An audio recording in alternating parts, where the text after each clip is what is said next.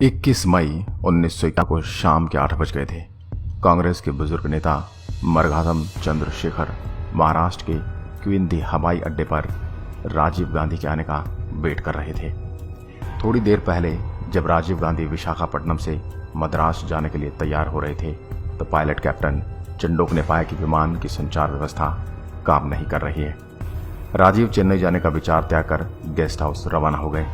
Telecast और अखबार के लिए काम करने वाले रशीद कितवी बताते हैं कि राजीव गांधी बहुत थके हुए थे, लेकिन उन्हें एक एहसास था उन्हें ज़्यादा कैंपिंग करनी चाहिए। उनको विशाखापट्टनम से चेन्नई जाना था, तो चेन्नई जाने के लिए एयरक्राफ्ट था, उसमें कोई टेक्निकल फॉल्ट आ गया तो राजीव गांधी वापस आ गए। लेकिन राजीव गांधी जब सर्किट हाउस जा रहे थे तो पीछे की मोटरसाइकिल पर पुलिस वाला आया और उनसे कहा, नहीं, आपका जहाज़ ठीक हो गया है। तो वह वापस चले गए। राजीव गांधी की ज़्यादा इच्छा नहीं थी, लेकिन वो कांग्रेस के नेता होने की वजह से उन्होंने वहां जाने का निर्णय लिया। मद्रास के लिए विमान से 6:30 बजे उड़ान भरी। राजीव खुद विमान चला रहे थे। उन्होंने ठीक 8.20 पर लैंड किया। वो एक बुलेट प्रूफ कार में बैठकर मार्गथम, राममूर्ति और मोपनार के साथ रवाना हो गए। 10:10 पर राजीव गांधी श्री पेरम्बदूर पहुंच गए। पुरुष समर्थकों के साथ मिलने के बाद राजीव ने महिलाओं की तरफ रुख किया। अभी 30 साल की एक काली नाटी और कैथली लड़की चंदन का एक हार लेकर राजीव गांधी की तरफ बढ़ी। जैसे ही वह उनके पैरों को छूने के लिए झुकी, कानों को बहरा कर देने वाला एक धमाका हुआ। उस समय मंच पर राजीव के सम्मान के लिए एक गीत गाया गया था। लोग चीख रहे थे। किसी को कुछ पता नहीं था कि राजीव गांधी जीवित हैं या नहीं, या उनके साथ क्या हुआ।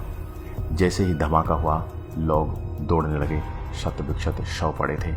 अब धुआं उठा तो राजीव गांधी की तलाश शुरू हुई। उनके शरीर का एक हिस्सा औंधे मुंह पड़ा हुआ था और उनका त्वाल फट चुका था।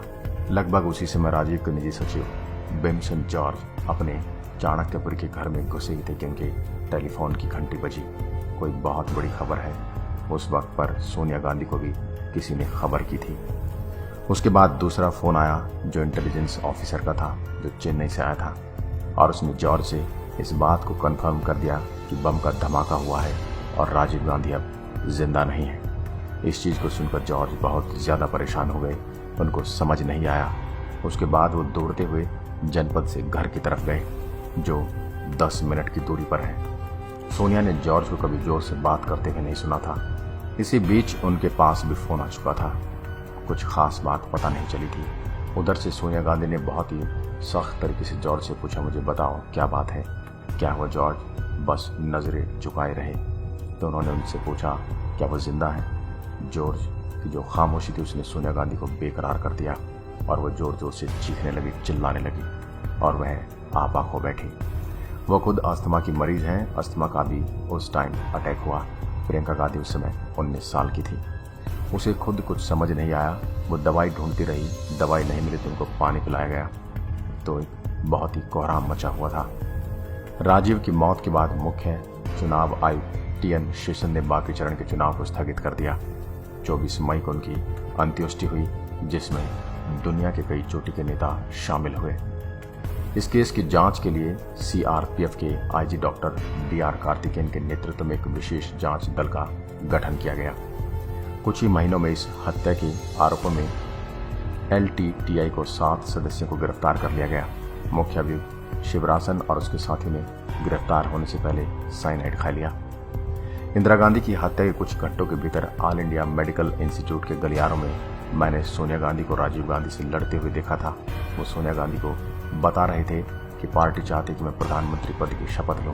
सोनिया गांधी ने कहा, किसी कीमत पर नहीं, वो लोग तुम्हें मार डालेंगे।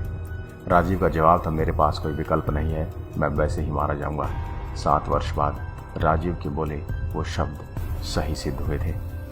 दोस्तों, यह था राजीव गांधी की मौत के आखिरी घंटे की कहानी, और राजीव की मौत हमेशा के लिए रहस्य ही बनकर रह गई। दोस्तों, अगर जानकारी पसंद आई तो वीडियो को शेयर करें और अपने दोस्तों तक जरूर पहुंचाएं। धन्यवाद।